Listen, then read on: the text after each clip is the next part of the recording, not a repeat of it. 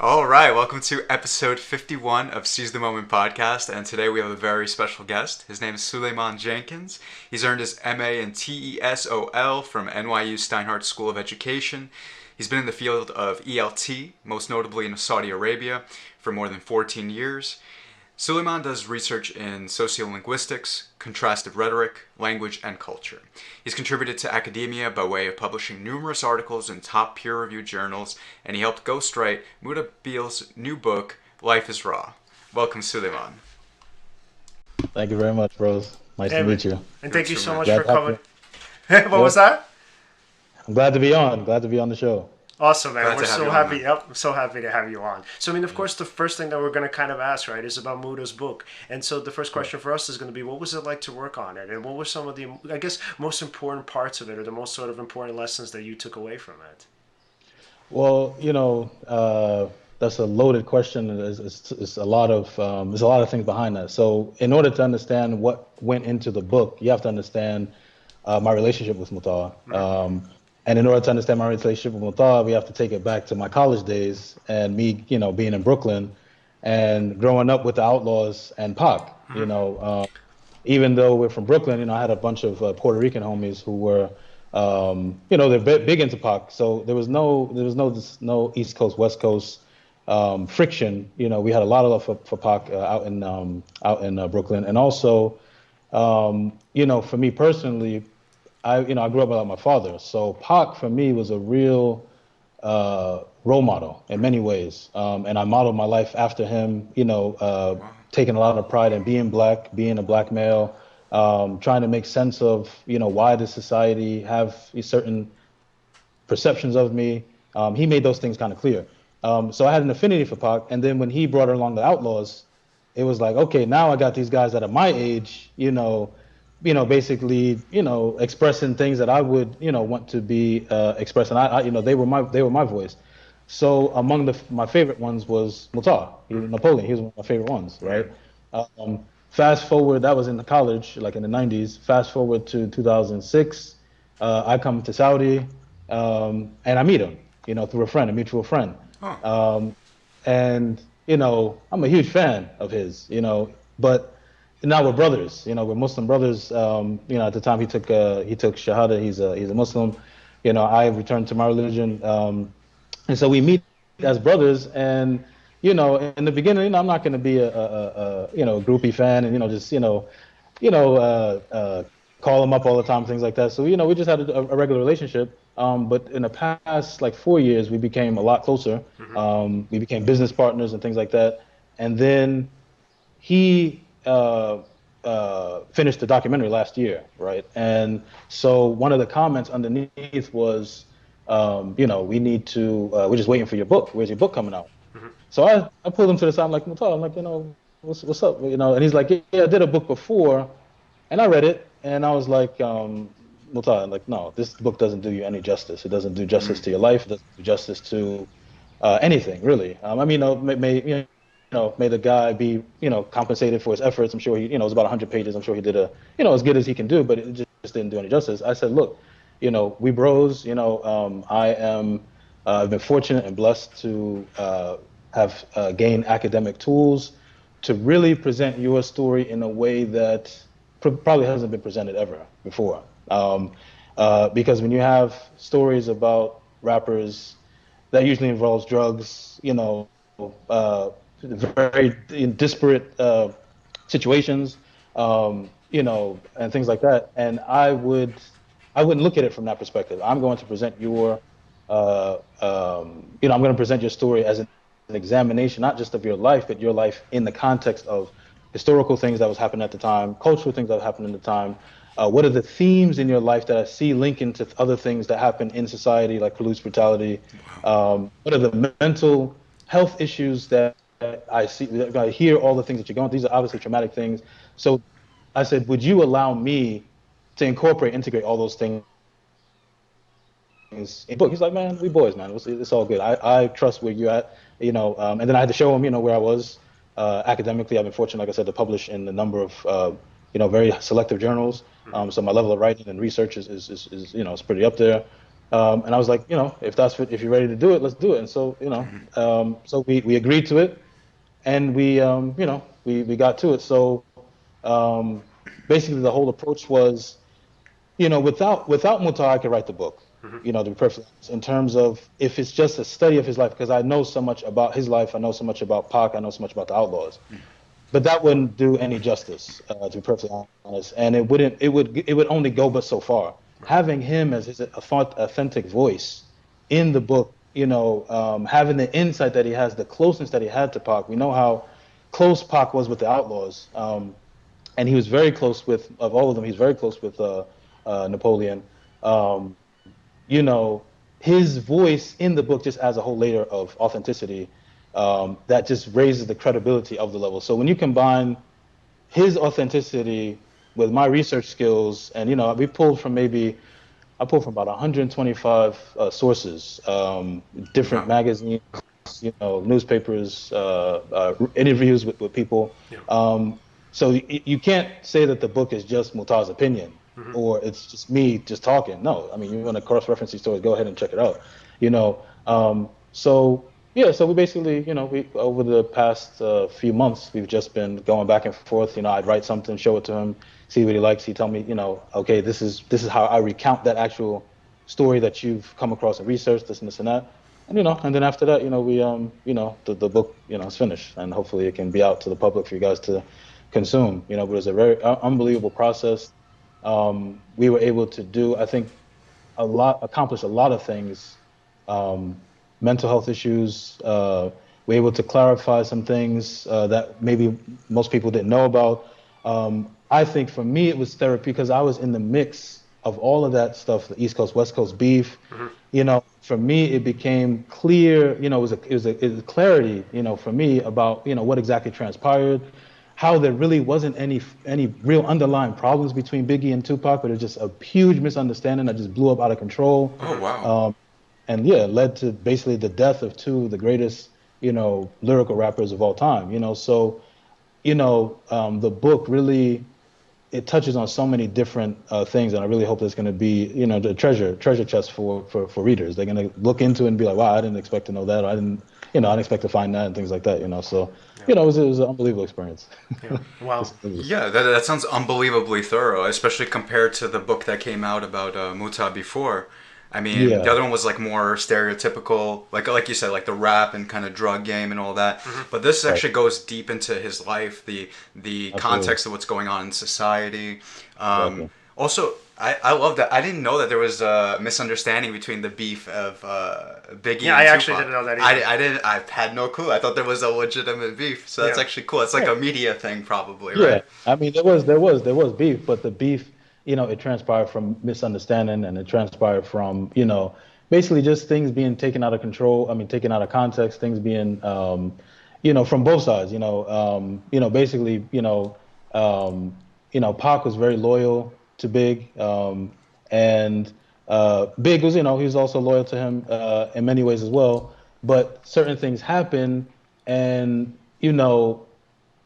if so for instance, when Pac, and I can't go into too many details, but when Pac got shot in New York, you can't imagine, like, I'm your boy and I'm in New York and you're supposed to be the king of New York, and this happens on your watch and nobody knows about anything. You know what I mean? So, and then it's not like Puffy and Big rushed to, basically say, okay, we have anything. I mean, they did say we didn't have anything to do with it, but basically Pac felt like they didn't really rush to come to his aid, and he's a loyal dude. So he's like, we're boys. Like, how you not gonna go out for me? And I'm on, if you came out to the West, we would have had you. You know what I mean? So the lack of communication in that whole situation, just so he's already feeling like, okay, something's not right here.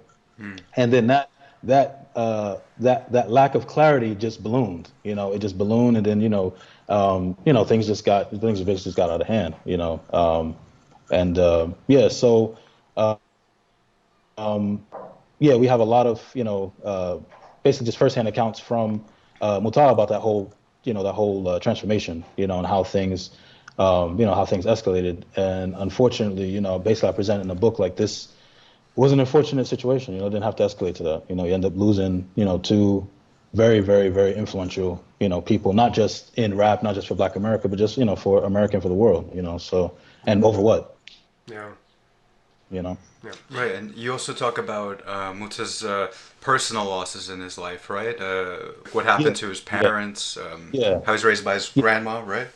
yeah. So if I can actually go back to the title, right? So the title is Life is Raw, right? When a lot of the things about Mutah's life I didn't know. I always knew that he was a raw dude. Just in his lyrics. I was just like, how is this dude this young saying this kind of stuff? Like this dude must have been through it. So when I learned, the details, that his mother and father were killed, murdered in front of him at such a young age and things like that, um, I was like, this dude, his life is raw. I mean, this is as raw as you get. Um, and so I suggested him, can we make the title Life is Raw? But I'm also a writer. I'm also an author, and I'm also creative. So I said, let's not make the raw with the typical R. Let's flip it. Let's make the R backwards as a Russian R. This way, you can interpret the meaning as life is raw, or life is war. Oh, Uh, wow. if- Life is war, because that is essentially what I saw his life as, just this absolute struggle from the cradle, and in some cases until now, but definitely from the cradle up until the time he converted to Islam. It's just nothing but nonstop battles, emotionally, psychologically, spiritually, physically. So for him, not only was his life raw, but it also was war. And that's the way it is for a lot of people, to be perfectly honest. So that's one of the backdrops of the book, is that this is not just a book of Mutah's life. This is a book that we hope to project to anybody who's struggling. White, black, African American, Jew, Christian. It doesn't matter. If you are struggling in life, you will be able to find something from the book. And so, yeah, going through his life, I mean, it's just full of tragedy in the very beginning. His parents are murdered in front of him. Uh, then he has his grandmother, raise him, and she does the best job that she can. Um, but then she ends up dying, and she dies, like, I think when he's around 17, 18. And then he has this cascade of just death, right? Where his grandmother dies, and she's an influencer. She's like, that's like, imagine you have a tree and a root is just pulled out of it, right? No. And then a few months later, Pac dies, so another main root is pulled from it, and then Gaddafi dies, so that's another main root pulled. Like, how can a human being suffer so much in such a short period of time and not lose their mind? You know what I mean? So for me, it's a tremendous ode to him, and it's very commendable for him to be the way he is, to have suffered. And that's just, those people. There are other people that died. For instance, his brother died as well during this time. So for somebody to go through such tragedy at such a young age, all this happened before he was like 19, before he was 20. You know what I mean? He's in the formative times of his life, where he needs support. He needs, he still doesn't know who he is at this age, and all the support networks that he has is not there. You know what I mean? So for me, man, it was just commendable and inspirational to hear him talk about these things. And he still has a smile on his face. You know what I mean? Like, I mean, yeah, obviously it's painful, but he made it through. You know what I mean? So it's that was really, really, refreshing. Yeah, and so since a lot of what we focus on here is mental health, the main aspect, or let me not say the main aspect, one of the main aspects that sort of attracted me to the book was when you and I kind of in kind of our personal dialogue Right. talked about what it Right. was, what it means to have what's called post traumatic growth. And so just before we kind of delve into that topic, I really want to define it for our audience. So Sure. last week we had Scott Barry Kaufman on, and so Scott has this really great definition in his book. So I want to read it to you, Solomon, and kind of get your take on it, and Cool. obviously put it in context too with Cool. Mutah's life. Okay, so Cool. so this is in Scott's chapter on exploration. So he wrote, in fact, many who experience trauma, such as being diagnosed with a chronic or terminal illness, losing a loved one, or experiencing sexual assault, not only show incredible resilience, but actually thrive in the aftermath of the traumatic event. Studies show that the majority of trauma survivors do not develop PTSD, and a large number even report growth from their experience. So he termed post-traumatic growth, and he pretty much defined it as the positive psychological change that is experienced as a result of the struggle with highly challenging life circumstances. So these 7 areas of growth have been reported to spring from adversity: greater appreciation of life, greater appreciation and strengthening of close relationships, increased compassion and altruism, the identification of new possibilities or purpose in life, greater awareness and utilization of personal strengths, enhanced spiritual development, which definitely applies here, and creative growth, which definitely applies here. So my question for you, Solomon, is in terms of that definition, right? How in your book, in your book and obviously in your kind of dialogues of Mutah, how have you kind of witnessed Mutah exemplify those characteristics of post-traumatic growth in the context of his struggles? Well, that's a amazing question. I mean, his post-traumatic growth, I would say it would have undergone 2 main phases, right? So I don't know where this is in the literature of is it Dr. Kaufman or Mr. Kaufman? Dr. Kaufman. Yeah. I don't know where this is in literature, but basically, he explained to me a number of times that his way of dealing with the trauma was through alcohol. Damn. So it was substance abuse. That was the only way. He had so much pain that he had to numb it, essentially, right? And the only way he could numb it was, through substance abuse. Right. So I think that, and violence. So what's an amazing story or theme without the book, which you'll see, is that when Mutah has these traumatic moments in his life, the first thing he thinks about is violence. Like when his grandmother died, he was in the room with Gaddafi, and the first thing he does is he gets a gun. And he's like, not when his grandmother died. When he heard that his grandmother was on her deathbed, he said, if my grandmother dies, basically, I'm going to go out and I'm going to hurt somebody. So that for me was amazing. That's his reaction. That was his reaction to, trauma at the time.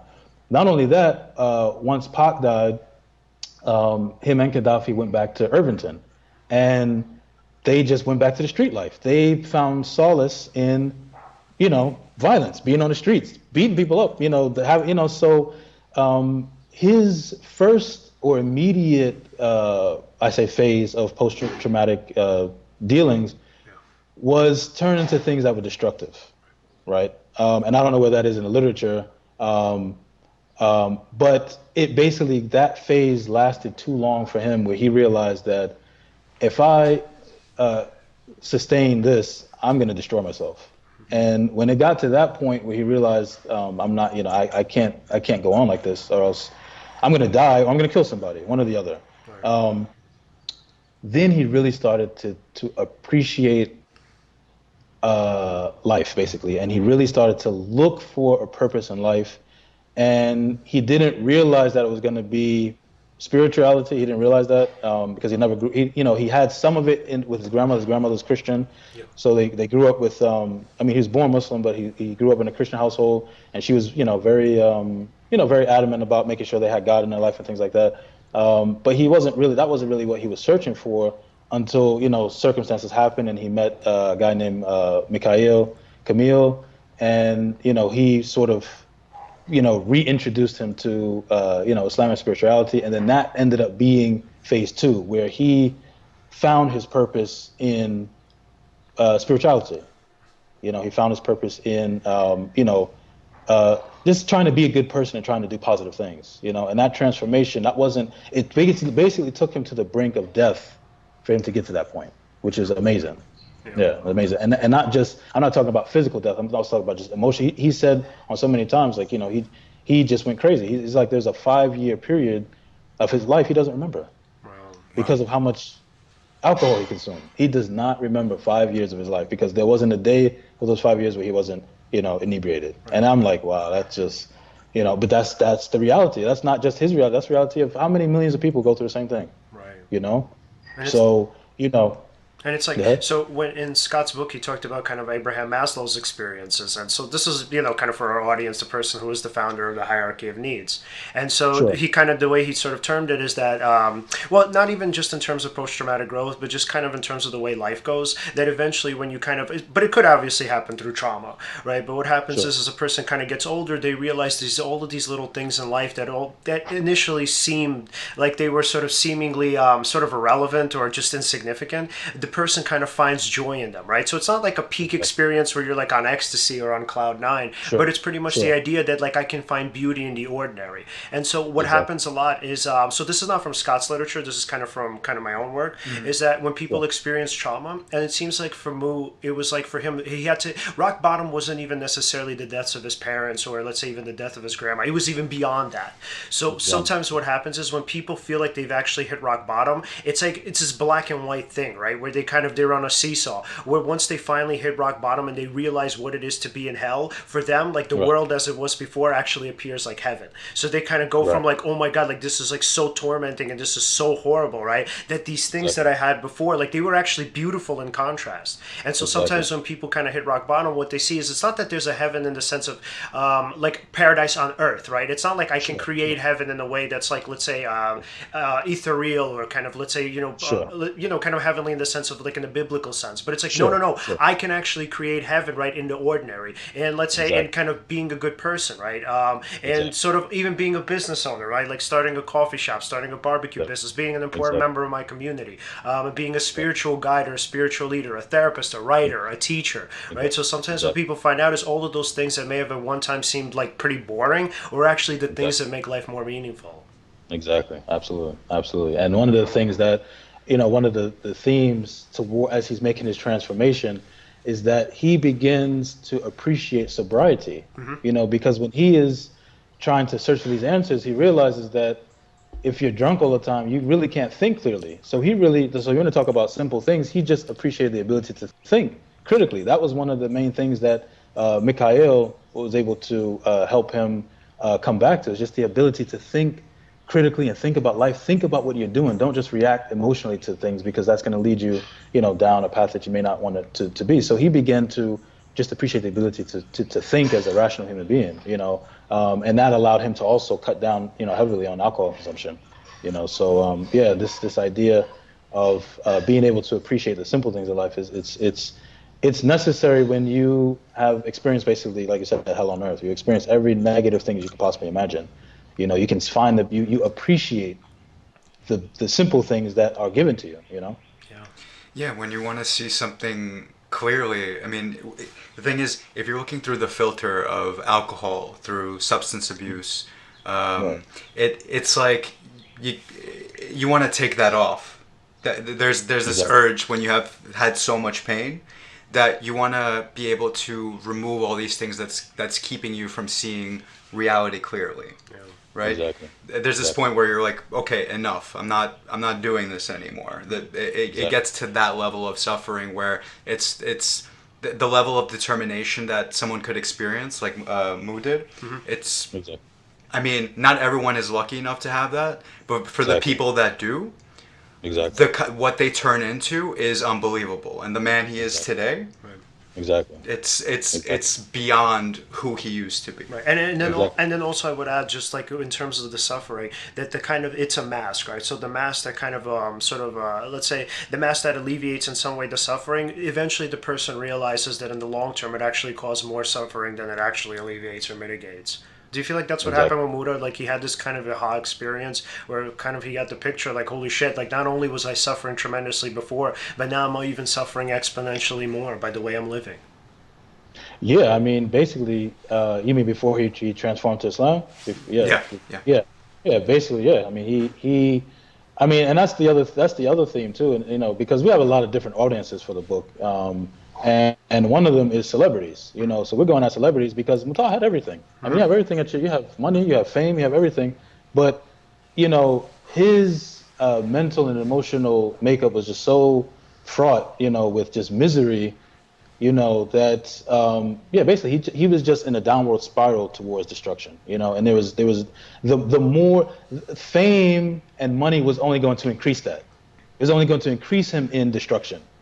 So basically he didn't find any way out. He had to find a way out because otherwise he saw that he was going to hit destruction at a fast pace. Absolutely. Right, it's like they gave him the tools, right? Kind of like I'm sure you remember All Eyes on Me, Yes. the movie, right? So you remember like Yeah. where so Afeni says to Pac in the movie, she says pretty much she's like they're gonna give you the tools you need to destroy yourself. Right, Right, exactly. so it's kind of like that. So where the celebrity was just for him, right? More so, or maybe there was some part of him that was looking for love, but there was this other part that used it, like kind of used the celebrity as access, right? To access to use these tools, Sure. right? That kind of obviously helped him even, Sure. unfortunately, feel worse than he already was. Exactly. Yeah, I mean, it's a sad, position to be in, but it's the reality for a lot of people. It's the reality for a lot of people, and we want to basically shed light on the fact that there are ways out. It may not necessarily be, through Islam or spiritually, but there are ways for you to search for options, search for ways that can bring a healthy change to your life. And for Mutah, I mean, you know, he basically had he had no other option. He had tried everything, to try to get out of it, but he couldn't find anything that made sense. The only thing that made sense to him at the time was spirituality, in Islam. Where he is now, as you mentioned, as a person, it's like night and day. One of the things that it's like, kind of like a joke between me and him is that, when he went to the mosque that first day, that smile that you see with him now, that's the smile that he's had. He hasn't stopped smiling from that day at the mosque. Before that, the dude, I mean, look at him on BET interviews. I mean, his whole, to me, it's just a cold, hard dude. I mean, that's that's part of the persona. I get it. You know what I mean? But at the same time, Pac was a hard, dude, but he was also sensible. He was also compassionate. He was also, I mean, you got a sense that he was, he had emotion. He had he felt with Napoleon, man. It seemed like everything was just raw. You know what I mean?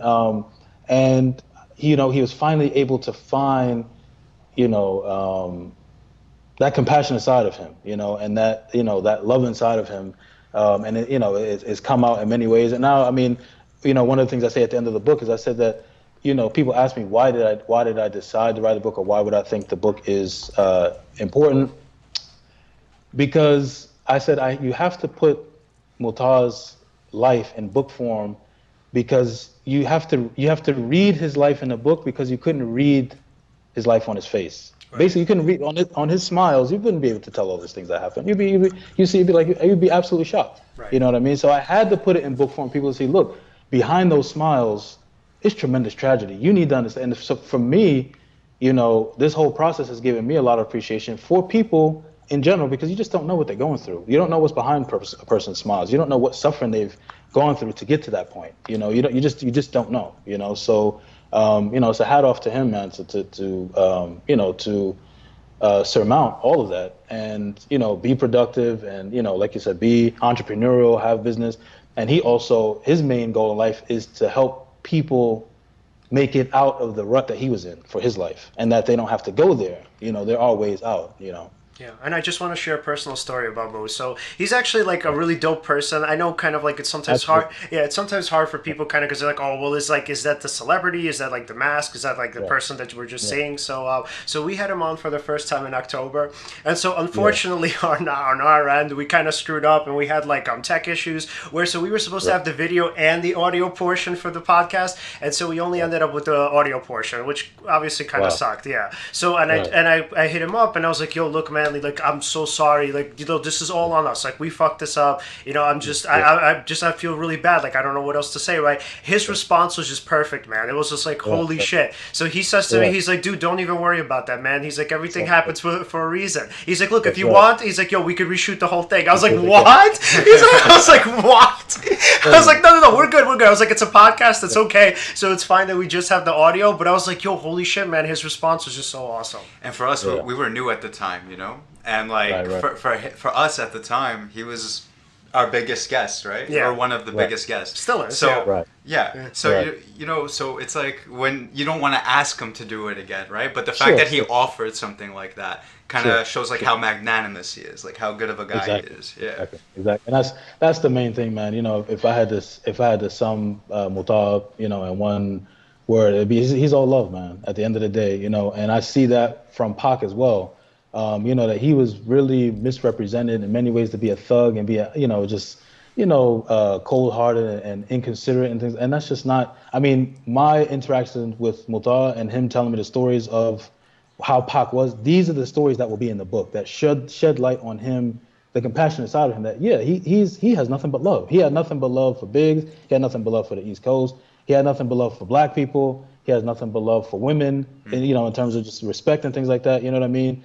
But unfortunately, he was mischaracterized. He was misrepresented, and that came back to sort of change him. You know, where you know he's like, look, I'm you know I got nothing but love for Black people, but look, it wasn't a white person that shot me. You know, I got shot by Black people. Yeah. You know, I got nothing but love for my women, but look who's got me in jail. You know, it's a Black female. You know, so a lot of times people, unfortunately, especially with the media, you know, they're misrepresented, and you don't really get to the core of a person.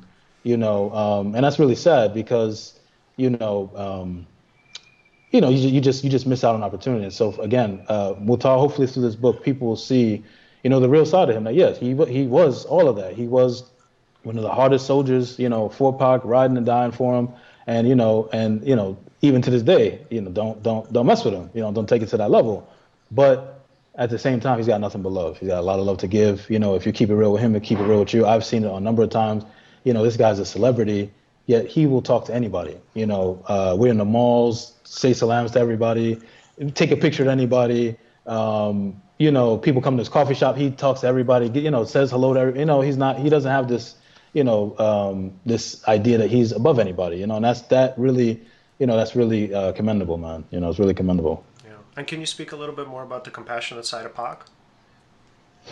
I mean, just the way, for me, again, there's a lot of, I'm a huge, Pac fan, and in many ways for me, like I said, it was therapeutic for me to write about, because I feel in many ways if this book becomes historic, which I hope it really does, and if it becomes epic, I hope that I feel that I would have given Pac his justice. I would have presented Pac in the way that he would have wanted to be represented. Things like when he first met Mu, here's a man on top of his game, you know what I mean? And he meets Mu, hears his story, and he's shedding tears. Like, what man is gonna do that? You know what I mean? You meet a stranger, you hear about his story, and he's younger than you, yet you are humble enough, and you are touched enough where you shed a tear. You know what I mean? Also, when he was in New York, the story about and this is something you can find on the internet. At the height of the East Coast West Coast beef, he's out in New York throwing out money, giving money to people. Like, I got nothing but love for y'all. It's not an East Coast West Coast thing. I got love. It's nothing but love. And then just the genuine care that him and his mother Afeni, that they showed Mutah and the Outlawz. Just having them stay in the house. The care that Pac had for the Outlawz in terms of their business sense, their acumen, always keeping them, on point, not letting them, what's the word? Not letting them be misled to think that, the life of being a rapper is just all, glamour and it's no hard work. No, you got to work hard. I work hard on my craft. You have to perfect it. So he was really trying to teach these guys to be men. He was just a really compassionate dude, and hopefully that will come out, that will come out in the in the book. Hopefully that image will be very clear to everybody. Yeah. And what was so dope was that you actually also got to work with Young Noble on the book. So kind of for our audience, for our audience, right? So Young Noble was actually an intimate and kind of an important part of the book as well, right? Obviously, it's a book about Mutah's life, but he contributed significantly too. Can you tell us a little bit about that? He did. Yeah, Young Noble was my man. He's a real cool dude, man. When I reached out to him to be a part of it, he was very receptive right from the jump. We would spend hours, literally hours, just talking about things. It's funny because, like I said, Mutah, there's 5 year gap in his life where he doesn't remember. Yeah. So what would happen is I would write things, and then I would shoot them to Nova and be like, "Look, this is where you come in the book in terms of his life." And he'd be like, "Oh, no, it didn't happen like that." And I wasn't like, he's like, "What the hell are we talking about? Where is he at?" So he was important to clarify a lot of things, particularly like later on, but with talking like details and things like that, like time frames and things like that. And basically, the whole point again of bringing him in, as we brought in a lot of people, we brought in Young Noble, we brought in Wack Deuce, Steve Lobel, Storm, Trape Alain, Mikhail, Hasachi. So the idea was that all these first-hand accounts, they add authenticity. They add a level of authenticity to the whole story. It's not just what I think. It's not just what we're talking. Well, what do other people think about him? And I want their words. Before and after. How was it with him, and how was it afterwards? And so Young Noble, that's my man. It was a priceless addition to the book. It really added. Like I said, a layer of credibility and authenticity that the book, is just going to make it that much more impactful, and he's a cool dude, man. He's a cool dude. Yeah, I remember reading that little story that you guys had up on Instagram about how kind of Mutah was screwing up business deals at the time. Yeah, I was like, I felt that, man. I was like, oh man, I remember even doing stuff like that when I was younger, like screwing shit up for my friends, and I was like, oh god, I felt that. It was great. I mean, he had a lot of stories, man, and one of the funny things, man, is that the Outlawz, they were very tight, but his behavior, like we said in the excerpt, his behavior got so bad that they didn't even want to be out with him. These are celebrities at the top of their game. They did not want to go out with him because they're like, this dude is gonna get us in a fight. Anywhere we go, we're gonna have to fight. And I'm not trying to fight tonight. I'm trying to chill. You know what I mean? Like, So it was refreshing for me to get those kind of stories and insights into just how life was with Mutah. And they were all. Starting with Noble, they were all very, very shocked, at the transition that he made, and they were very supportive, very appreciative of the fact that he made a tremendous change in his life for the better, because they all saw it. They said that the writing was on the wall, man. This guy was going to be either dead or in jail, because he's just wilding out, So it was good. Like I said, it was good to get Young Noble's perspective on the whole thing. Yeah, and I wonder if for Mutah, like that, kind of the loss or the potential of that loss was also kind of a springboard for change. Absolutely. Yeah. Absolutely. And sometimes that happens, like especially when people kind of are dealing with drugs or alcoholism, when they actually start losing people, those real life consequences, those are the springboards to change. It's like until they actually have anything like concretely happen, they're like, whatever, I could kind of keep doing what I was doing. Right, exactly. Death for him, it almost lost its it almost towards the end, it almost lost its shock. It's just like, okay, what's new? Like, are you serious? Because then, after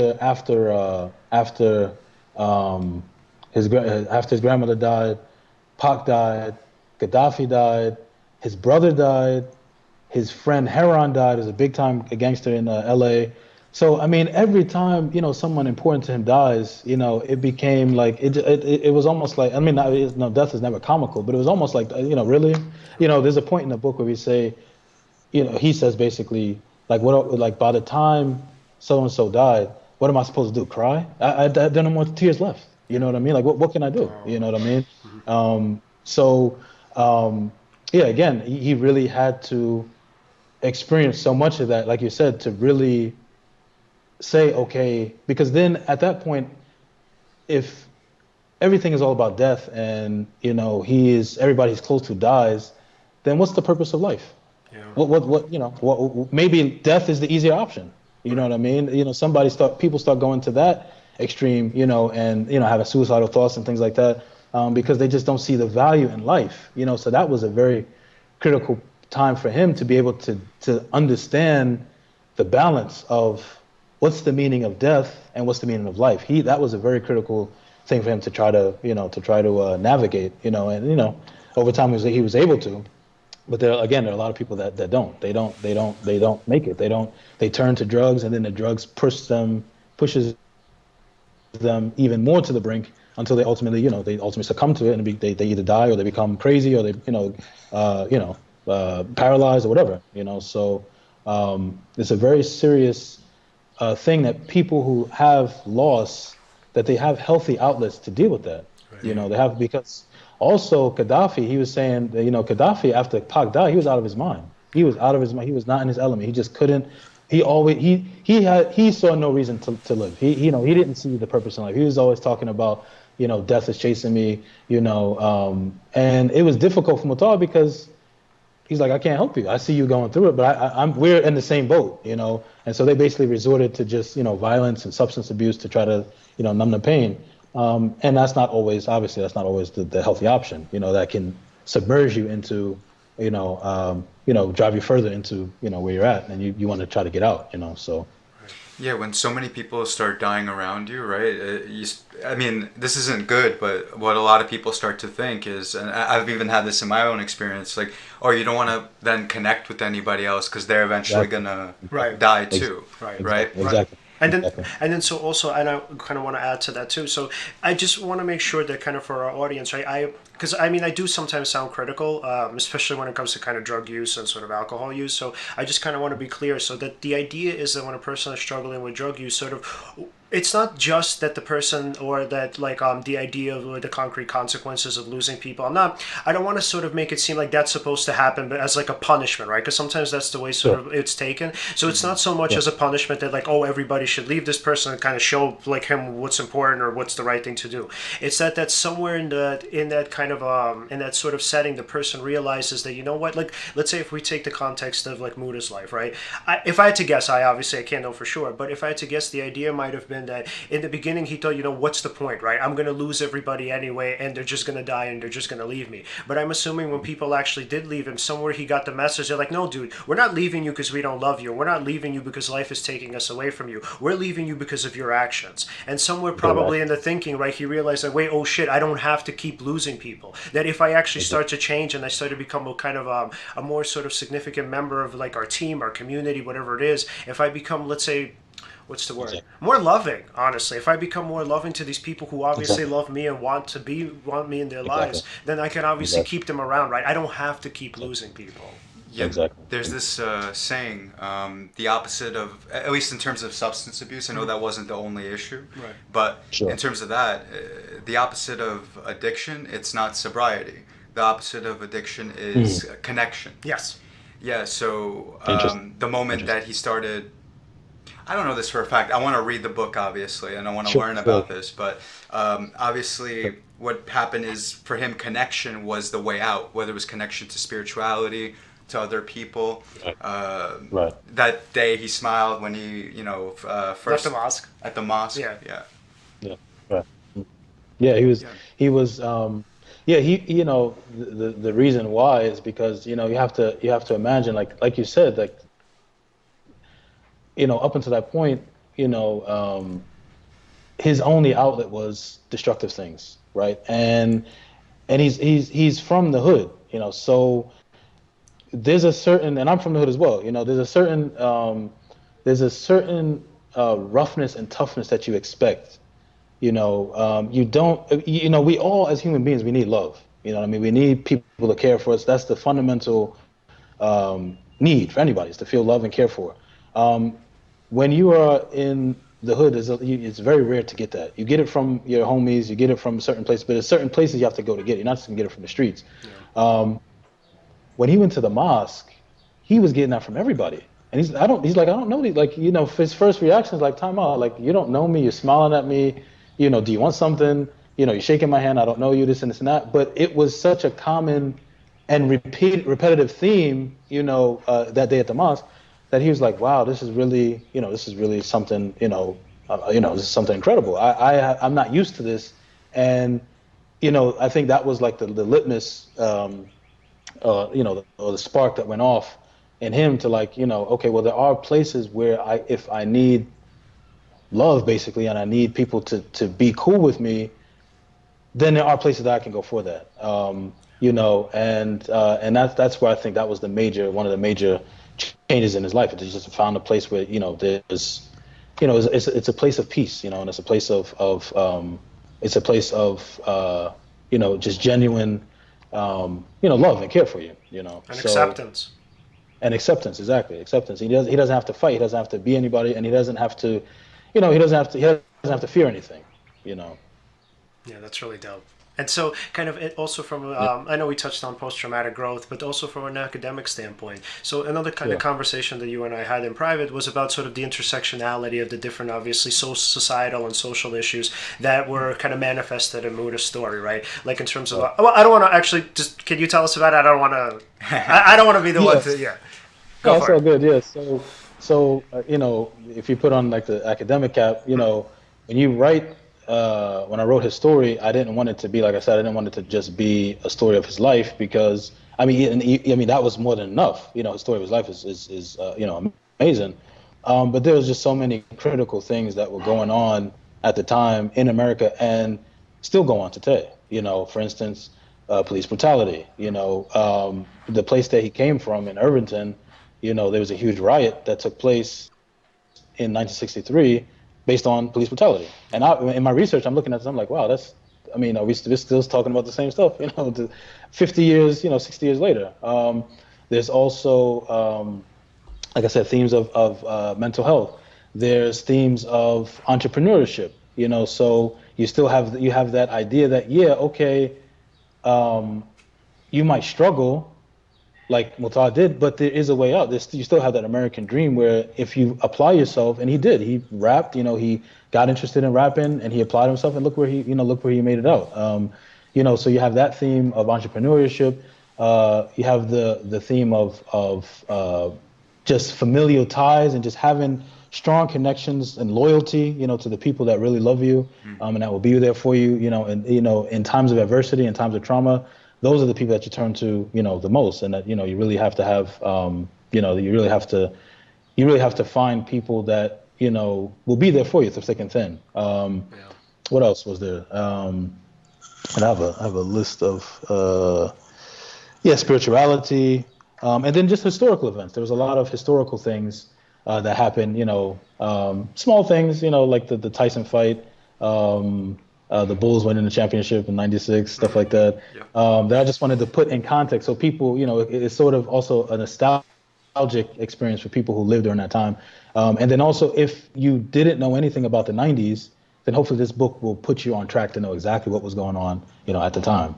So that was the goal and the aim of just having so many different, things for the reader. So you might think you're reading about Mutah's life, but you can get all these other, hopefully treasures. Yeah. And so just kind of, because I want to make sure that we're good on time. So I want to ask a couple of questions from our guys at the O4L Online Network. So they submitted a few questions, because they want to. All right. So my first question is from Andy O4L, and obviously you guys can find Andy on Instagram, Twitter, Facebook, etc.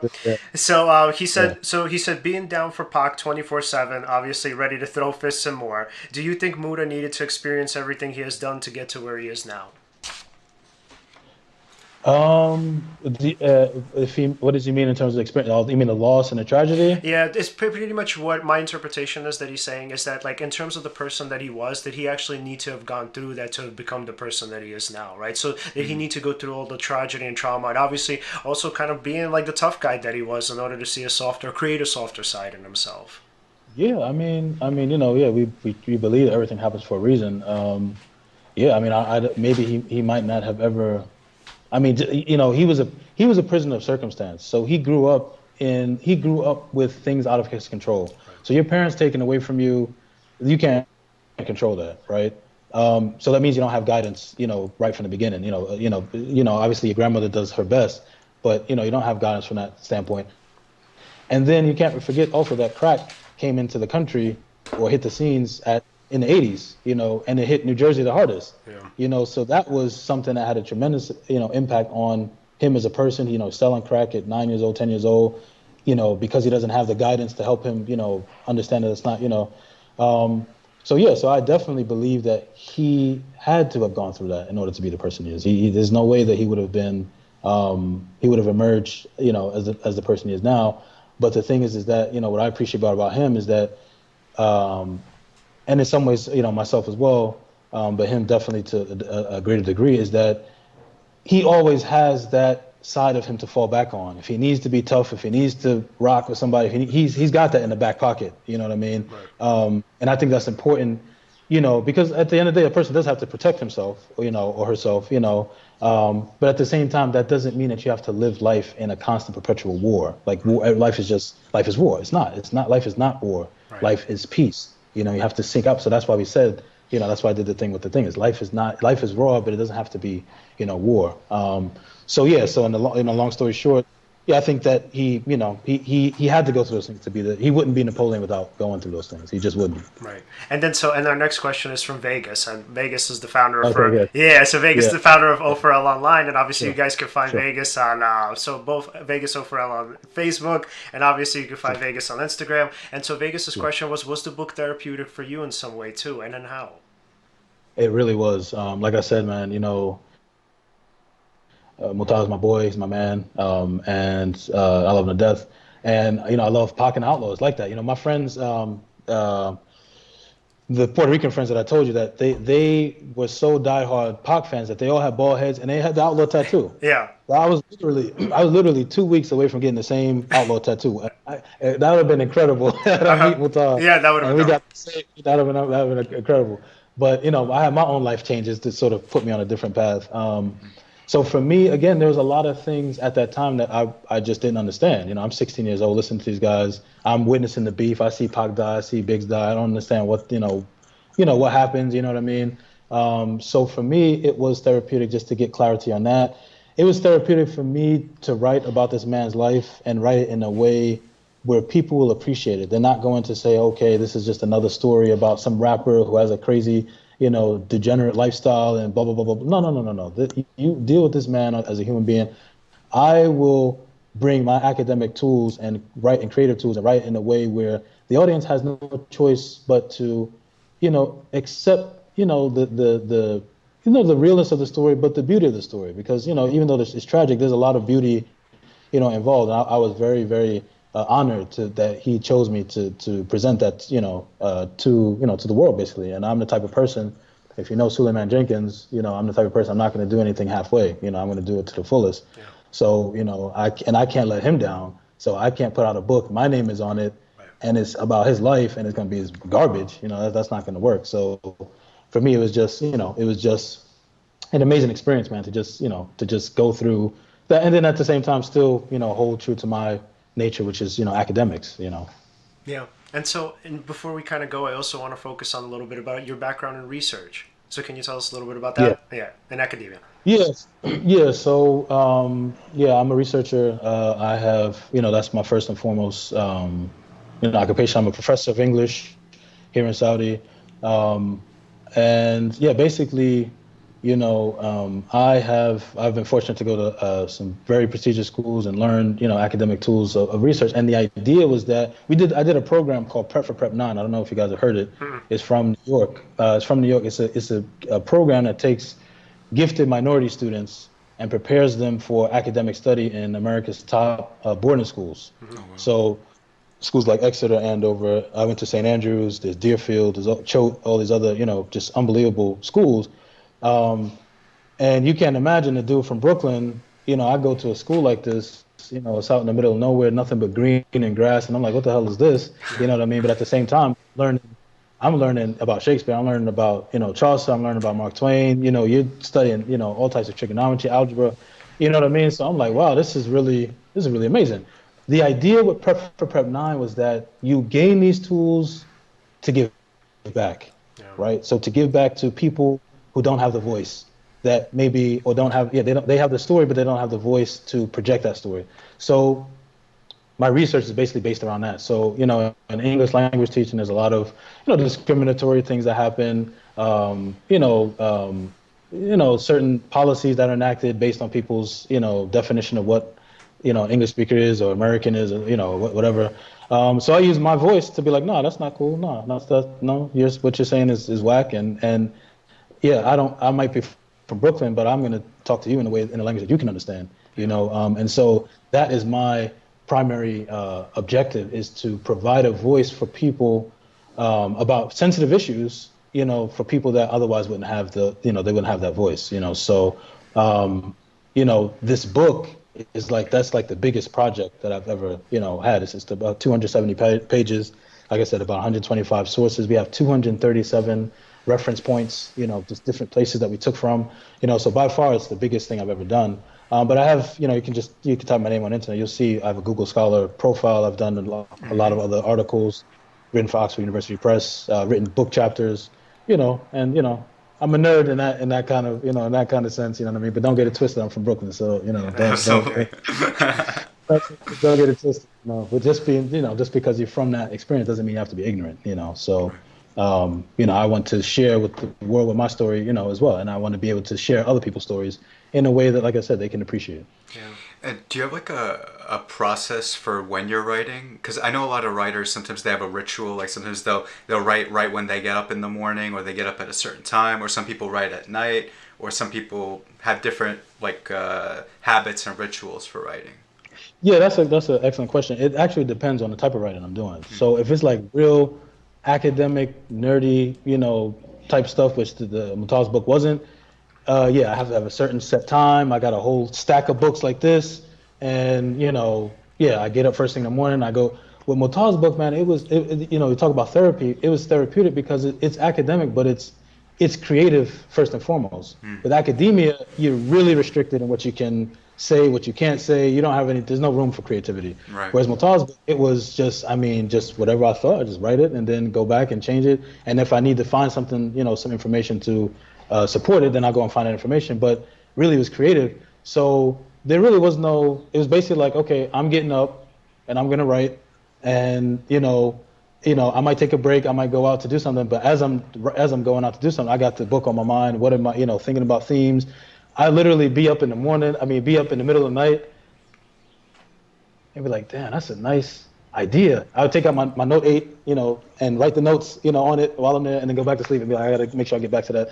So the creative process was just really, it was really something, it was really something special. I spent literally about maybe 9 to 10 hours a day. Wow. And I have a job, I have a regular job, but on top of that, about 9 to 10 hours a day for about 4 months straight, just immersed in the book. It just took over my life. And it was, I just had to finish it. And it was an amazing process. Yeah. And sometimes obviously I don't know if you've ever felt this way, but I know sometimes kind of from where we come from, right, we get the sense that we kind of don't belong, right, or we feel like imposters. So, and obviously I just kind of want you to know from my perspective, man, the reason why we had you on the show is because we feel like you definitely belong in academia. Like, this is you, man. Yeah, absolutely. Yeah, it is what it's all I know. Yeah, I hear you. And at the same time too, that's one of my challenges is that, people see me on the outside and they're like, okay, he's a black guy, he's this and this and that, he's from Brooklyn, I wear a hat, I wear baggy stuff, okay, we can't take this guy serious. It's like, no, don't, you know what I mean? Don't think that, you should never underestimate somebody because you never know what they're holding. And just because somebody dresses a certain way or talks a certain way, you should also not, again, underestimate. If I need to talk to somebody like I'm back from Brooklyn, then I would talk to them, like I'm back from Brooklyn. And that doesn't mean that I'm, changing the game or anything. No, I'm just talking to a person on a level that they can understand. What's the benefit of talking to somebody with this high level of academia when they're not going to understand anything I'm saying? And at the same time, why have like for instance, a podcast like this, talk like I'm back in Brooklyn when the audience, you guys, you crave a lot more and you can digest a lot more. The whole thing is basically, you can have many identities, and that all makes you, it's all part of you, you know what I mean? And I'm from Brooklyn, I'll stay Brooklyn, to the day I die, but at the same time, I have a voice, I've gained academic tools, and these tools I want to project to the world, and let them know what it's like, this is a black guy from Brooklyn, Muslim, what you got to say about this, whatever you want to say in the news about black people or Muslims, look at this, what do you have to say here, you know what I mean? Yeah, and so I appreciate you bringing me on. Absolutely, man. And plus, academia's dirty secret is much of what they write or what they say can actually be said in simple terms. Like if you it's like, and I'm sure you've had this experience where you're like going through journals and you're like, yo, man, this could have been simplified, and this could have just been, It's rubbish. It's rubbish. Yeah, exactly. That's a whole different podcast. About academia. All right, man. So obviously, before we go, Alan, any final questions? Oh yeah, if we wanted to follow your work online, where could we follow you? Well, you can follow. I have, we have my Instagram, Yep. so at Sulaiman Jenkins, and then I also have Twitter at Sulaiman Jenkins. The Twitter is more academically based, so you'll find a lot more articles, and then also Google Scholar. Just Google Scholar. Just type in my name. You'll have a profile, and you can find all my latest Absolutely. publications there, and then LinkedIn as well. LinkedIn, yeah, LinkedIn. I have a lot of my publications there. Yep. Okay, Dale. Thank you so much for coming Thank you, on, man. man. No, man, it was my pleasure, man. Hopefully, hopefully it was enjoyable and beneficial, and I appreciate you, and hope we could do it again, or hopefully after the book, Oh, after you read it, yeah. and then we can have some sort of discussions. Absolutely. Wow. Yeah, that would Absolutely. actually be a good idea. Maybe we can have the both of you on at the same time to talk about it. That'd be Absolutely. dope. Okay. Absolutely. All right, man. Absolutely. All right. All right. Happy to Obviously. meet you guys. All right, man. You too, All man. right. Talk soon. Yep, you too. All right. Take care. Bye. Peace. Wow. All right. That was awesome. Yeah, that was so fun, man. So, as usual, to our audience, if you want to follow us at Seize the Moment Podcast on Facebook and Instagram, and at Seize_podcast on Twitter. Like, subscribe, do Hit it the now. bell. Hit the bell. And then also, obviously, you guys can find us at the O4L Online Network under the I always mess this up. Under the STM podcast section, and we have kind of all of our episodes there. It's pretty much with everything else. Hip-hop news, All Eyes on Tupac, my own blog there, so you guys can find us there. And just before we go, one final plug. So are you stressed that you can't leave the house to keep up with the routine, fighting with chronic conditions such as diabetes and hypertension, having trouble coming up with healthy ways to feed the family, or simply need that support system set up to make you feel like your goals are to make your goals a reality? So Vera with Verified Nutrition offers a free 15-minute consultation on her website at VeraFiedNutrition.com. You can read more about her individual journey, her experiences, send her a message, check out her blog page and the services she offers, and make the choice to get verified. And guys, see you next time for episode 52. Episode Thank you 52. so much for watching. We're going to have Brooklyn Borough President Eric Adams on. So look forward to that. See you.